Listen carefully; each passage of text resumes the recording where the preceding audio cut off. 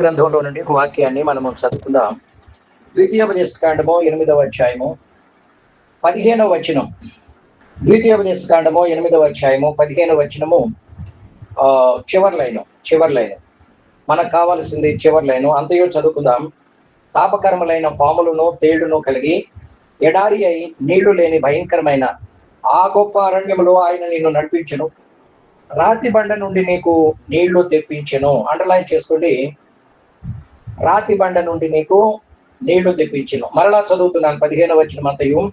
తాపకరములైన పాములను తేళ్లను కలిగి ఎడారి అయి నీళ్లు లేని భయంకరమైన ఆ గొప్ప అరణ్యములో ఆయన నిన్ను నడిపించెను. రాతి బండ నుండి నీకు నీళ్లు తెప్పించెను అని ఈ వాక్య భాగాన్ని మనము చదువుకున్నాం. దేవునికి స్తోత్రం కలుగును గాక.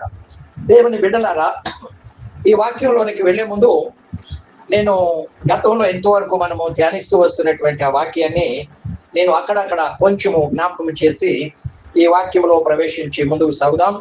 కొద్ది నిమిషాలు ప్రార్థనా పూర్వకంగా ఉండాలని ప్రభు పేట మనవి చేస్తున్నాం. మనము కొన్ని మాసాలుగా అరణ్యంలో ఆత్మ సంబంధమైనటువంటి ఆశీర్వాదాలను గురించి మనము ధ్యానిస్తూ ఉంటూ ఉన్నాం. మొదటిది ఏంటి అంటే, ఇశ్రాయేలీయులను ఐగుప్తు నుండి విడిపించి ఆయన అరణ్యంలో నడిపిస్తూ ఉన్నాడు. కానానుకు, ఎందుకంటే ఐగుప్తుకి కానానికి మధ్యలో అరణ్యము లేకుండా కానాను లేదు. ఐగుప్తులో మూల్గులు ఉన్నాయి, వెట్టి చాకరి ఉంది, బానిసత్వం ఉంది, దాస్యం ఉంది, అనేక రకాలైనటువంటి వేదనలు బాధలు అక్కడ ఉన్నాయి. అయితే దేవుడు వాటి నుండి విడిపించి అబ్రహాముకు వాగ్దానం చేసే రీతిగా, ఇస్సాకుకు యాకోబులకు వాగ్దానం చేసే రీతిగా, నీ సంతానమునకు, ఇదిగో అబ్రహాము, నీవు నిలిచి ఉన్న నీ పాదం పెట్టిన ఈ కానానును నేను నీ సంతానానికి నేను స్వాస్థ్యంగా ఇవ్వబోతున్నాను అని వాగ్దానం చేశాడు. అయితే దానికి ముందు నీ సంతానానికి నీవు నిలిచి ఉన్న నీ పాదం పెట్టిన ఈ వాగ్దాన భూమిని వారికి నేను స్వతంత్రింప చేసే ముందు మీ తర్వాత 4 తరాల వరకు ఐగుప్తులో బానిసత్వంలో ఉంటారు. అక్కడ ఫరో కాడి నుండి, దాస్యము నుండి, మూల్గుల నుండి నేను వారిని విడిపించి నీవు నిలిచి ఉన్నటువంటి ఈ వాగ్దాన భూమిని నేను స్వతంత్రింప చేస్తాను అని వాగ్దానం చేశాడు. అయితే ఐగుప్తు నుండి, దాస్యము నుండి, మూల్గుల నుండి, వెట్టి చాకరి నుండి విడిపించినటువంటి దేవుడు వెంటనే కానాన్లోకి నడిపించాడా అంటే కాదు. మధ్యలో అరణ్యాన్ని పెట్టాడు కదండి. ఐగుప్తు నుండి విడిపించిన వాడు వెంటనే కానానుకు నడిపించలేదు. అంటే కానానులోకి ప్రవేశించాలి అంటే ఎటుగుండా ప్రయాణం చేసుకుంటూ పోవాలి? అరణ్యము గుండా, వేరే మార్గం అంటూ లేదు కదండి. అక్కడేమున్నాయి? బానిసత్వం, మూల్గులు ఉన్నాయి, వెట్టు చాకరి ఉంది, దాస్యం ఉంది. అయితే అక్కడి నుండి పాలు తేనెలు ప్రవహించే ఆ కనానును ఇస్తానని వాగ్దానం చేసినటువంటి దేవుడు ఏం చేస్తూ ఉన్నాడు అంటే అరణ్యములో గుండా నడిపిస్తూ ఉన్నాడు. అరణ్యములో గుండా నడిపిస్తూ ఉన్నప్పుడు అరణ్యము వారికి అరణ్యముగా లేదు, ముళ్ళబాటుగా లేదు కదండి. తేళ్లు, మండ్రగవ్వలు, సర్పాలు, క్రూర జంతువులు, విషమృగాలు అన్ని కూడా వారికి ఆ రీతిగా లేదు. ఎందుకంటే వాళ్లకు అరణ్యములో గుండా నడిపించేటప్పుడు ముళ్ళబాటను పూలబాటగా చేసి, ముళ్ళబాటను రాజమార్గముగా చేసి ఆయన నడిపిస్తూ ఉన్నాడు. దేవునికి మహిమ కలుగును గాక. కాబట్టి అరణ్యము వారికి అరణ్యంగా అనిపించలేదు. ఎలా అనిపించింది చెప్పండి? రాజమార్గంగా, పూలబాటగా. ఎందుకంటే వాళ్ళు అరణ్యము గుండానే నడుస్తున్నారనే, కానీ వాళ్ళ దృష్టి ఎక్కడ లేదు అంటే అరణ్యములో లేదు. అరణ్యము మీద, ముళ్ళ తుప్పల మీద, ఆ యొక్క విష జంతువులు, క్రూర మృగాల మీద లేదు. కానీ వాళ్ళ మనస్సు, వాళ్ళ హృదయం ఎక్కడుంది అంటే దేవుడు వాళ్ళ పట్ల కనబరుస్తున్నటువంటి, వారికి కనబరుస్తున్న విశేషమైన కార్యాల మీదనే వాళ్ళ దృష్టి ఉంచారు. వాళ్లకు విశేషమైన కార్యాలు అరణ్యంలో కనబరుస్తూ ఉండటం మాత్రమే కాదు, దేవుడైన యెహోవా వారికి విశేషమైనటువంటి అనుభవాలు వారిని నడిపిస్తూ ఉన్నట్లు మనము చూస్తూ ఉంటూ ఉన్నాం. మొట్టమొదటిది ఏంటి? ఆ విశేష కార్యాల్లో మొట్టమొదటిది ఏంటి అంటే మన్నా అని మనం ఇంతకాలం చెప్పుకుంటూ వస్తూ ఉన్నాం. మన్నా దేనికి సూచన కూడా మనము చెప్పుకుంటూ వస్తున్నాం. 3 రకాలైనటువంటి వాటికి మన్నా సూచనగా కనబడినట్లు మనము చూసాం. ఏంటి చెప్పండి? 3 రకాలు ఏంటి? మన్నా అంటే ఒకటి దేవుని కృప. మన్నా అంటే మన జీవితాలను సరిచేసే దేవుని వాక్యము. మన్నా అంటే పరిశుద్ధత. ఈ మూడు కూడా లేకుండా కనానులో ప్రవేశించలేరు. కనానుకు ప్రవేశించాలి అంటే ఈ మూడు వాళ్ళని అడుగులు ముందుకు వేయడానికి ఆత్మలో బలాన్ని ఇచ్చేవి కదండి. ఆత్మలో నీరసంగా ఉన్నారనుకోండి, బలహీనంగా ఉన్నారనుకోండి, నిస్సత్తువ కలిగి ఉన్నారనుకోండి, వాళ్ళకి శక్తి లేక బలహీనంగా అడుగులు ముందుకు వేయలేరు. కాబట్టి కనానులో ప్రవేశించలేరు, అరణ్యములోనే చతికిలబడతారు. కాబట్టి దేవుడు దేవదూతలు తినే మన్నా చేత వాళ్ళని పోషిస్తూ ఉన్నాడు. దేవదూతలు మన్నా తింటారని 73వ కీర్తనలో మనకు కనబడుతూ ఉంది. దేవునికి స్తోత్రాలు. కాబట్టి మన్నా తిన్నటువంటి దేవదూతలు 103వ కీర్తన 20వ వచనంలో ఎలా ఉన్నారంట? ఎవరెడీ బ్యాటరీ లాగా. ఎవరు రెడీ అంటే దేవుని నోట నుండి ఏదైతే ఆజ్ఞ వస్తుందో నోట నుండి వచ్చేలాగసరికి వెంటనే ఆజ్ఞకు లోబడి దాన్ని నెరవేర్చే బలశూరులారా అని అక్కడ మాట వ్రాయబడి ఉంది. దేవుని ఆజ్ఞలు నెరవేర్చేవారు బలవంతుడు అనే వాక్యము మనకు కనబడుతూ ఉంటుంది. కాబట్టి మన్నా చేత వాళ్ళని పోషిస్తూ నడిపిస్తూ ఉన్నాడు. మన్నా అనేది వారి జీవితంలో ఒక విశేషమైనటువంటి గొప్ప అనుభవముగా మనం చూస్తూ ఉన్నారు. వారికి అరణ్యంలోకి వచ్చిన తర్వాత మాత్రమే ఈ మన్నా అనుభవం ఉంది. కానీ మన్నా అంటే కనీసం కళ్ళతో కూడా చూడలేనటువంటి స్థితి వారు ఐగుప్తులో ఉన్నంత కాలం. దేవునికి స్తోత్రాలు. కాబట్టి మన్నా గనక ఎవరైనా కావాలి అంటే అరణ్యములోనికి రావాల్సిందే. అరణ్యములోకి రాకుండా అంటే దేవుని సన్నిధిలోకి రాకుండా మన్నా అనుభవం ఎవరికి కూడా కలగదు కదండి. ఐగుప్తులో ఉన్నప్పుడు వారికి మన్నా అంటే ఏంటో తెలిసేది కాదు. కానీ ఇప్పుడు వాళ్ళ జీవితంలో మన్నాను అనుభవిస్తూ ఉన్నట్లు మనము చదువుకుంటూ ఉన్నాం. దేవునికి మహిమ కలుగును గాక, దేవునికి స్తోత్రం కలుగును గాక. కాబట్టి దేవుని జనాంగమా, దేవుని బిడ్డలారా, అంత్యకాలంలో ఉంటున్నటువంటి మనము ఇట్టి అనుభవం కూడా ప్రయాణము చేయాలని దేవుడు కోరుతూ ఉన్నట్లు మనము చూస్తూ ఉన్నాం. దేవునికి స్తోత్రం. మన్నా అంటే ఏంటి చెప్పండి? దేవుని కృప. మన్నా అంటే రెండవదిగా మన జీవితాలను సరిచేసే దేవుని వాక్యం.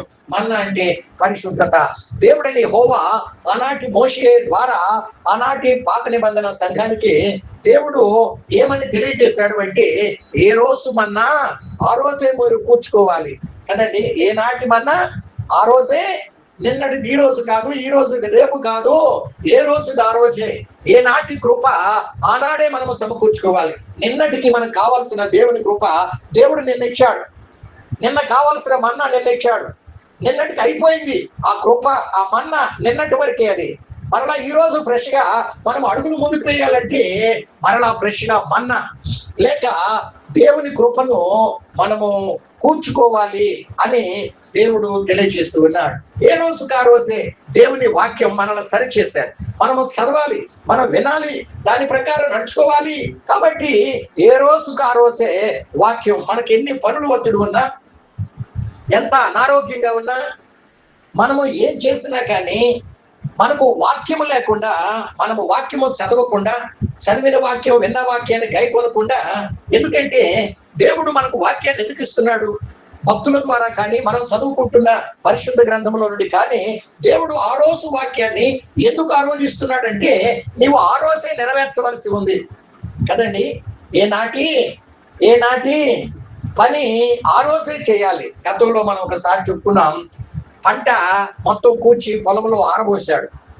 ఇక సాయంకాలం అయింది, పని వాళ్ళతో కలిసి యజమానుడు ఇంటికి వెళుతున్నాడు. ఇంటికి వెళుతుంటే ఒక వ్యక్తి ఒక కాగితంలో కొన్ని మాటలు రాసి పెట్టాడు.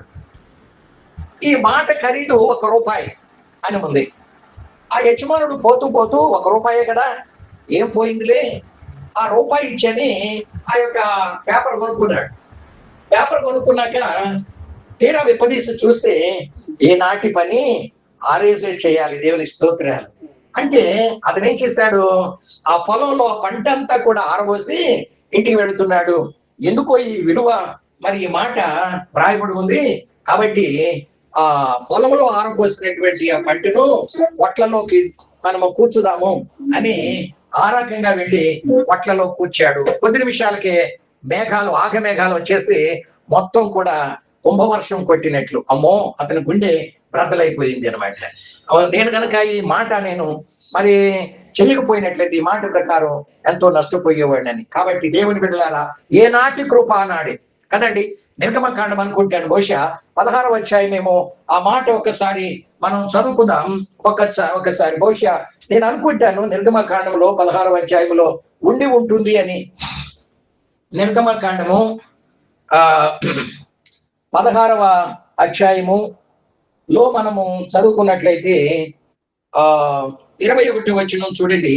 వారు అనుదినమున ఉదయమున ఒక్కొక్కడు తన ఇంటి వారి భోజనములకు తగినట్లుగా మరి కూర్చుకొనిరి అని ఇక్కడ వ్రాయబడినట్లు మనము చదువుకుంటా ఉన్నాం. అయితే ఈ ఇంకొక మాట మనము చెప్పుకున్నటువంటి మాట ఎక్కడో వ్రాయబడి ఉంది. ఏనాటి మన్నా ఆ రోజే మీరు సమకూర్చుకోవాలి అనే మాట దేవునికి మహిమ కలుగును గాక వ్రాయబడి ఉన్నట్లు మనము చదువుకుంటా ఉన్నాం. కాబట్టి దేవుని చునాంగమా, దేవుని కృప ఈరోజు మనకు కావాలంటే ఈ రోజుకి మనము సమకూర్చుకోవాలి. నేను నిన్న సమకూర్చుకున్నాను కదా, అది మిగిలి ఉంటుందిలే అనుకుంటానికి వీలేదు. అంటే దేవుడు ఏనాటికి మనకు కావాల్సినంత ఆ కృప అంతవరకే ఇస్తాడు. ఇక్కడ కూడా మనం చదువుకుంటున్నప్పుడు మీరు ఎక్కువగా కూర్చుకుంటే అది పురుగు పడుతుంది అని చెప్పాడు. 16వ అధ్యాయంలో ఏమనంటే 16వ అధ్యాయం 17వ వచనంలో ఇశ్రాయేలీలు అట్లు చేయగా కొందరు హెచ్చుగాను కొందరు తక్కువగాను కూర్చుకుని వారు ఓమెరుతో కొలిచినప్పుడు హెచ్చుగా కూర్చుకున్న వానికి ఎక్కువగా మిగలేదు, తక్కువగా కూర్చుకున్న వానికి తక్కువ కాలేదు. 20వ వచనంలో అయితే వారు మోషే మాట ప్రకారం కొందరు ఉదయం వరకు దానిలో కొంచెము మిగుల్చుకొనగా అది పురుగు బట్టి కప్పు కొట్టెను అని మనము చూస్తా ఉంటూ ఉన్నాం. కాబట్టి ఏనాటి కృప ఆనాడే, ఏనాటి వాక్యం ఆనాడే చదవాలి, కైకొనాలి.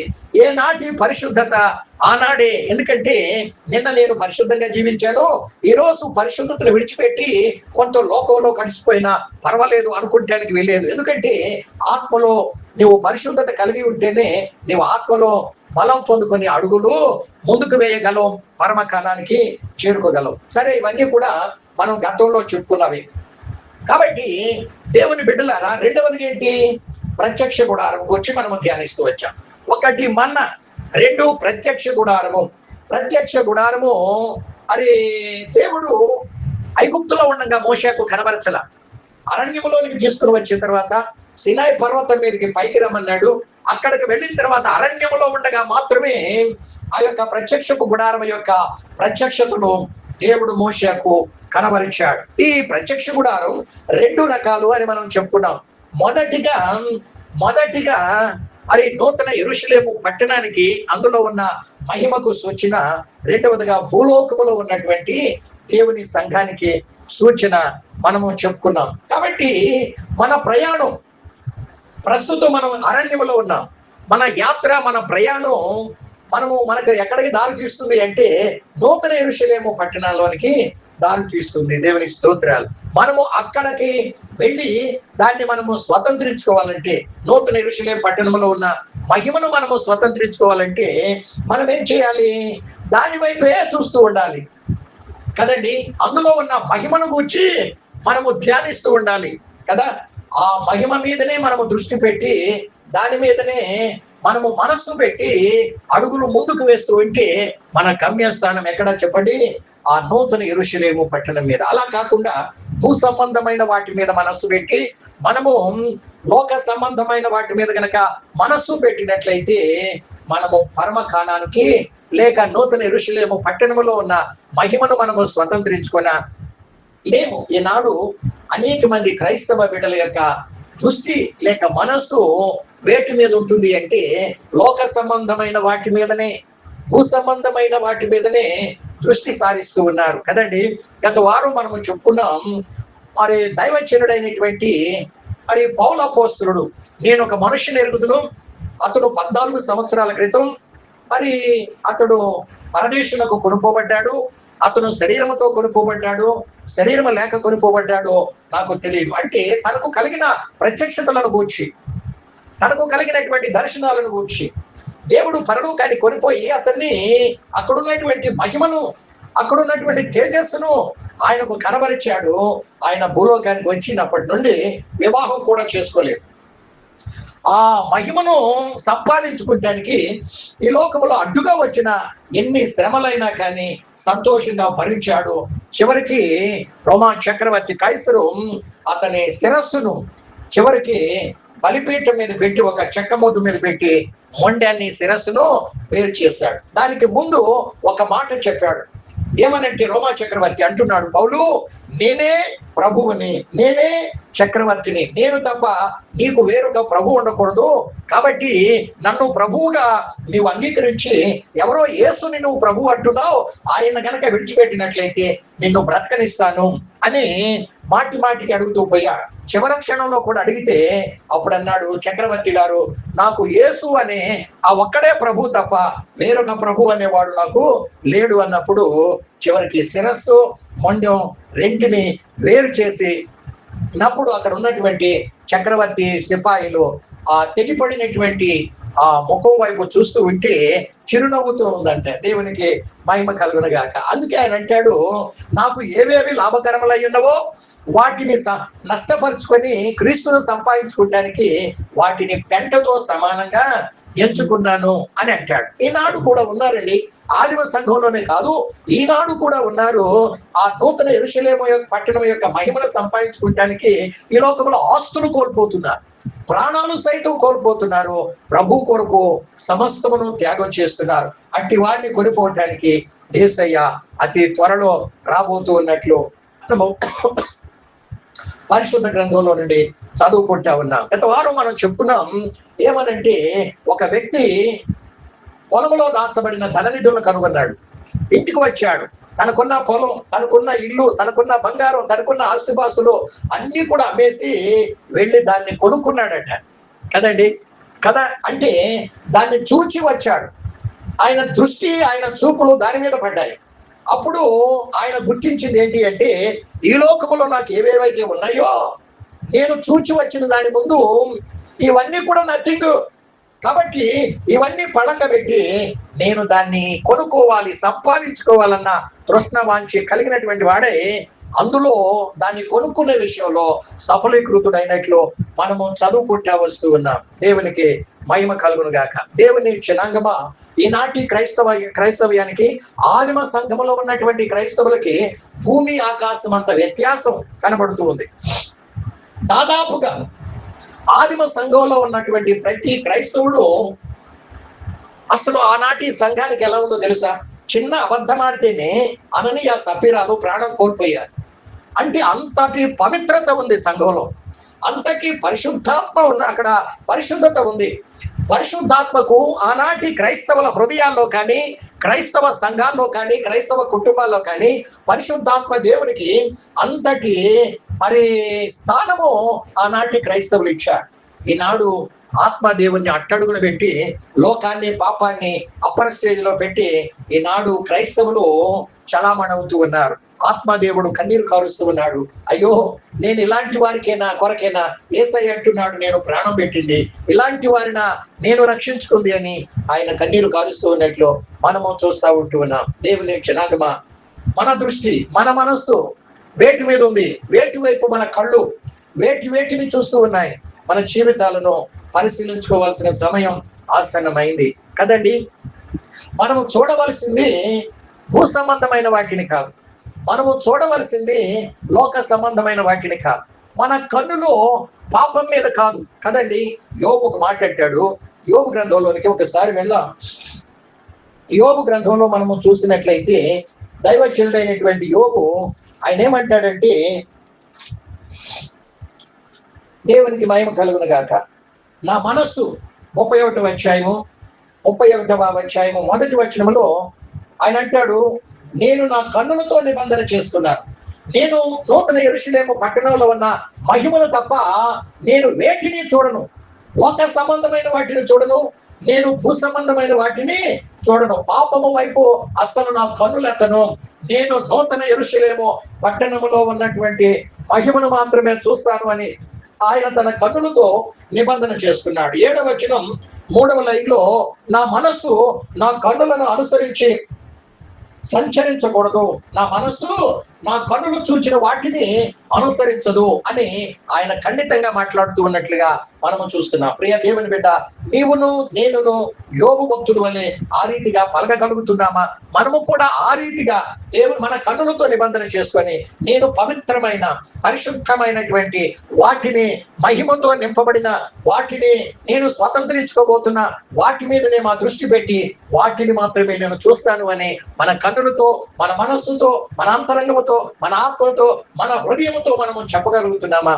దేవునికి మహిమ కలుగును గాక. కదండి, మన మనస్సు, మన హృదయం, మన అంతరంగం, మన కన్నులు వేటి మీద ఉండకూడదు? లోక సంబంధమైన వాటి మీద. ఆకానే చేశాడు, చూచి అంటున్నాడు. మీరు అపోస్తుల మరి యెహోషువ గ్రంథం 6-7 అధ్యాయాలు మీరు చదువుకున్నట్లయితే, కుమారుడా నువ్వేం చేసావో చెప్పు, నీవు సంఘమంతటికి చేటు తెచ్చావు, ఇదిగో అనేక మంది మన సంఘంలో మరణించడానికి కారకుడవయ్యావు, కాబట్టి నువ్వు చేసింది ఏంటో చెప్పు అంటే, అయ్యా నేను పాపం చేసింది నిజం కదా, నేను పాపం చేసింది నిజం, అయితే నేను వాటిని చూచినప్పుడు కావాలనిపించింది కదండి. ఏమంటాడు? ఆయన కన్నులు వేటినో చూశాయంట. చూసినప్పుడు ఆయన మనస్సు ఏంది? దేని కోరుకుంది? అవి కావాలని కోరుకుంది. శపితమైన వాటిని తెచ్చుకొని డేరాలో దాచిపెట్టాడు. చివరికి సంఘమంతటికి నష్టాన్ని కలిగించాడు. మాత్రమే కాకుండా ఏమైనా అనుభవించాడా అంటే అనుభవించలా. భార్య, పిల్లలు, ఆయన గొడ్లు, పశువులు, ఆయన అందరినీ రాళ్లతో పట్టుబడి చంపబడినట్లు మనము చూస్తూ ఉంటున్నాం. ఈనాడు శాపాన్ని సమకూర్చుకుంటున్నారు క్రైస్తవులు, పాపాన్ని కూడబెట్టుకుంటున్నారు, లోకాశలు, లోక భోగాల్లో మునిగి తేలుతున్నారు. బైబిల్లో ఒక మాట ఏమని వ్రాయబడిందంటే, కొలస్సీలకు రాసిన పత్రిక 3వ అధ్యాయం మొదటి 3 వచనాల్లో ఏమని వ్రాయబడి ఉందంటే, నీవు క్రీస్తుతో కూడా లేపబడిన వాడవైతే పైనున్న వాటి మీదనే నీ మనస్సు, పైనున్న వాటి మీదనే నీ దృష్టి పెట్టాలి అని వ్రాయబడి ఉంది. దేవునికి స్తోత్రాలు. పాపాల విషయంలో మనము చచ్చి ఉన్నామా? లోక సంబంధమైన వాటి విషయంలో మనము చచ్చి ఉన్నామా? మనము క్రీస్తుతో కూడా పాతి పెట్టబడి మనము క్రీస్తుతో కూడా తిరిగి లేపబడ్డామా అని మనము పరిశీలన చేసుకోవాలని దేవుని గ్రంథం తెలియజేస్తా ఉంది. దేవునికి స్తోత్ర, దేవునికి మహిమ కలుగును గాక. దేవుని జనాంగమా, నిశ్చయముగా ఆకాను కనులు ఏం చేశాయంట చెప్పండి. ఆకాను ఏమంటున్నాడు? కుమారుడా నువ్వేం చేసావో చెప్పు అంటే, అయ్యా నేను చూచింది వాస్తవం, నేను చూచింది అనుకుంటాను. 7వ అధ్యాయం యెహోషువ గ్రంథము 26వ వచనమేమో అనుకుంటాను. యెహోషువ గ్రంథము 7వ అధ్యాయము 21వ వచనంలో ఏమంటున్నాడు? తోపుడు సొమ్ములో ఒక మంచి షీనారును, పైవస్త్రమును, 200 తులముల వెండిని, 50 తులముల ఎత్తుగల ఒక బంగారు కమ్మిని అండర్లైన్ చేసుకోండి. నేను చూచి ఏమంటున్నాడు? నేను చూచి వాటిని ఆశించి తీసుకొంటిని. ఆయన కన్నులు ఎక్కడ లేవు? మహిమాలోకం మీద లేదు, నూతన యెరూషలేము పట్టణము మీద లేదు, అందులో ఉన్న మహిమ మీద లేదు, తేజస్సు మీద లేదు కదండి. అటు కనుక ఉంటే వీటిని చూచేవాడు కాదు. వీటిని చూస్తున్నాడు కనుక అటు చూడటం లేదు. కాబట్టి శాపగ్రస్తమైన దాన్ని కోరుకున్నాడు. చివరికి రాళ్లతో కొట్టబడి, ఆ ఒక్కడు చేసిన పాపానికి ఇంటి వారందరూ, ఆ పశువులన్నీ రాళ్లతో కొట్టబడి చంపబడినట్లు మనము చూస్తూ ఉంటూ ఉన్నాం. మన జీవితాలను ఒక్కసారి పరిశీలన చేసుకోవాలని దేవుని వాక్యం మనలను హెచ్చరిస్తూ ఉంటూ ఉంది. దేవునికి స్తోత్రం కలుగునుగా. కదండి కదా. మన కన్నులు ఎక్కడుండాలి? మన కన్నులు ఎక్కడుండాలి? లోతు కన్నులు ఎక్కడున్నాయంట? లోతు కన్నులు ఎక్కడున్నాయి చెప్పండి? పచ్చగా ఉన్న వాటి మీద ఉన్నాయట. లోతు కన్నులు ఎక్కడున్నాయి? పచ్చగా. లోకం అంతా కూడా ఆ పసిపిల్లోడికి లోకం అంతా పచ్చగానే కనపడుతుందంట కదా. కదండి, దేవునికి మహిమ. కళ్ళ సంబంధమైన వాటిని చూడటానికి వెళ్ళి చివరికి తమ ప్రాణాల్ని లోతు పచ్చగా ఉన్న వాటిని చూస్తా ఉన్నాడు. పచ్చగా ఉన్న వాటిని అప్పటి వరకు అబ్రహాముతో కలిసి బలిపీఠాలు కట్టాడు. అబ్రహాం మోకాళ్ళ మీద ఉండి ప్రార్థన చేస్తుంటే ప్రార్థన చేశాడు. అప్పటి వరకు యెహోవా నామాన ప్రార్థన చేశారు. అబ్రహాముకు వచ్చిన ఆశీర్వాదాలన్నీ కూడా లోతుకు వచ్చాయి. కానీ మరి కుమారుడా, నీ ఆస్తి నా ఆస్తి దేవుడు విస్తారంగా చేశాడు. మనము కలిసి ఉండలేనంతగా మన ఆస్తి విస్తారంగా ఉంది. నా కాపర్లకి నీ కాపర్లకి మధ్యలో గొడవలు వస్తున్నాయి. కాబట్టి ఈ ఆస్తి విషయంలో మనం సొంత వారము, గొడవల పట్టం ఎందుకు? కాబట్టి నువ్వు ఒక ప్రాంతాన్ని కోరుకో, దానికి అపోజిట్ నేను వెళ్తా. నువ్వు తూర్పు వెళితే నేను పడమట, నువ్వు ఉత్తరం వెళితే నేను దక్షిణం వెళ్తానంటే ఆ లోతు అనేవాడు కన్నులెత్తి చూచాడంట. ఆది కాండంలో మనం చదువుకుంటే 13వ అధ్యాయంలో ఏమైతాడంట, కన్నులు పైకెత్తి చూశాడు. తీరా చూసేసరికి ఏం కనబడింది, పచ్చ పచ్చగా ఉన్నది కనబడింది. చివరికి ఆ కుటుంబం సర్వనాశనం కావటానికి ఆ పచ్చ పచ్చగా ఉన్నటువంటి సొదొమ గొమొర్రా ప్రాంతమే అతను కోరుకున్నాడు. అతను కోరుకున్నది సరైనది కాదు. చివరికి అతని కుటుంబం సర్వనాశనం అవటానికి మోయాబీలు, అమ్మోనీయులు ఈనాడు దేవుని ప్రజలైన ఇశ్రాయేలు జనాంగానికి విరోధంగా నిలబడిన వారు ఎవరైనా ఉన్నారు అంటే వాళ్ళే. చూసారా, లోతు సంతానం నుండి వచ్చినటువంటి వారే అబ్రహాము సంతానానికి శత్రువులుగా మారినట్లు మనము చూస్తూ ఉంటున్నాం. కాబట్టి తలలు వంచుదాం, సమయం అయిపోయింది. మన జీవితాలను ఒక్క నిమిషం పరిశీలన చేసుకుందాం. ఒక్క నిమిషం గతంలో ధ్యానించిన వాటిలో నుండి దేవుడు మరలా మనకు జ్ఞప్తికి తెస్తూ వస్తున్నాడు. మనము ప్రతిరోజు మన్నాను సమకూర్చుకుంటున్నామా? నిన్నటి మన్నా ఈ రోజుకు దాచిపెట్టుకుంటే అది పురుగు పట్టి కంపు కొట్టినట్లు మనము చూస్తా ఉన్నాం. ఏనాటికి ఆనాడే ఆ మన్నా ఫ్రెష్ గా కూర్చుకోవాలి తప్ప నిన్న కూర్చుకున్నాను కదా ఈరోజు వద్దులే అనుకోవటానికి వీల్లేదు. అడుగులు ముందుకు పడవు, నీ కాళ్ళలో సత్తు ఉండదు, చతికలు పడిపోతావు. జీవితాన్ని పరిశీలన చేసుకుందాం. ప్రభువా నాయన, ప్రతిరోజు నీ యొక్క మన్నాను లేక దేవుని కృపను నాయన, నన్ను సరిచేసే దేవుని వాక్యాన్ని, పరిశుద్ధతను, ఏనాటి పరిశుద్ధత ఆనాడే నేను కూర్చుకున్నట్లు నీ ఆత్మచేత నన్ను బలపరచవా, నీ కృప చేత నన్ను నింపవా, నీ వాక్యము చేత నన్ను సరిచేయవా అని ప్రభు సన్నిధిలో మనం ప్రార్థించాలి. ఒకటి మన్నా. రెండవ విశేషం, అరణ్యంలో దేవుడు ఆనాటి ఇశ్రాయేలు జనాంగానికి కనబరుస్తూ వాటి గుండా నడిపిస్తున్నాడు ప్రత్యక్ష గుడారము. అంటే నూతన యెరూషలేము పట్టణం, అందులో ఉన్నటువంటి మహిమ, దాన్ని మనం స్వంతం చేసుకోవాలంటే మనము కన్నులు వాల్చకూడదు, కనురెప్ప కొట్టకూడదు.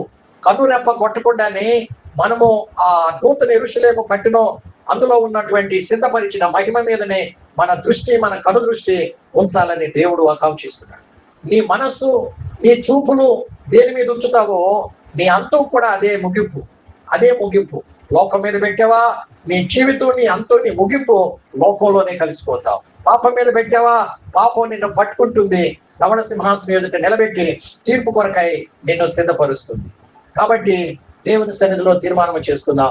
ప్రభువా, నా కను దృష్టి, నా మనస్సు, నా ఆలోచన, తలంపులు, ఊహలు, నా అంతరంగం, నా ఆత్మ అంతయు కూడా ఆ యొక్క ప్రత్యక్ష గుడారానికి సూచనగా ఉన్నటువంటి నూతన యెరూషలేము పట్టణం మీదనే నేను ఉంచుతాను. కానీ ప్రభువా, ఎంత మాత్రం లోకములో ఉన్న వాటి మీదనైనా, శరీరేచ్ఛల మీదనైనా, పాపం మీదనైనా దేని మీద కూడా ఉంచునయ్యా అని ఇక్కడి నుండి లేచి వెళ్లే ముందే మనము తీర్మానం చేద్దామా? దేవునితో నిబంధన చేద్దామా? దేవునితో ఒడంబడిక చేద్దామా? అవును ప్రభువా, ఆత్మ సంబంధమైన వాటి మీదనే తప్ప ఆ కాను వలె కాదయ్యా. ఇదిగో నాయన, నేను లోతు వలె కాదు నాయన, పౌలు అపోస్తలుడు వలె. ఇదిగో మత్తయి సువార్త 13వ అధ్యాయంలో వ్రాయబడినటువంటి ఆ తనకున్నదంతా కూడా అమ్మి ఆ పొలంలో దాచబడిన ధననిధిని కొనుక్కున్న వారి వలె నేను ప్రభువా నా జీవితం ఉండాలని కోరుకుంటున్నా. ఇందులో నా ప్రయత్నంలో నీ కృపను తోడుగా ఉంచి, నీ ఆత్మ నాలో ఉంచి, నన్ను బలపరిచి నా అడుగులు ముందుకు వేయడానికి, ఆ నిత్యమైన మహిమలో ప్రవేశించడానికి మీరు నాకు సహాయం చేయమని ప్రార్థన చేద్దామా? ప్రేరేపణ కలిగిన వారు ప్రార్థించండి.